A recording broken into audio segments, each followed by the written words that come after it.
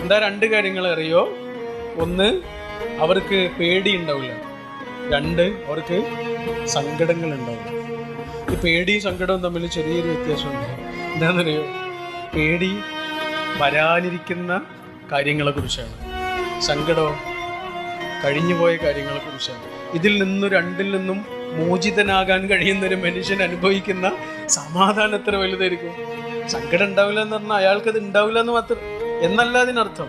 സങ്കടമൊന്നും ഉണ്ടാവില്ല എന്നല്ല, ആ സങ്കടങ്ങളെ അതിജീവിക്കുന്ന തരത്തിൽ അയാളുടെ ഉള്ളിൽ ഒരു ശക്തി പ്രവർത്തിക്കും അല്ലേ? ഇപ്പം ഞാൻ ഒറ്റക്കാണെന്ന് വിചാരിക്കുമ്പോഴല്ലേ എനിക്ക് സങ്കടം വരിക. ഇപ്പോൾ ഒരു യാചകനായി നടന്ന ഒരാൾ, നമ്മുടെ നാട്ടിൽ യാചകനായി നടന്ന ഒരാൾ, അയാൾ ഒരു ദിവസം പോലീസ് പിടിച്ചു. ഇയാൾ ആകെ പേടിച്ച് കരഞ്ഞ് ബേജാറായി.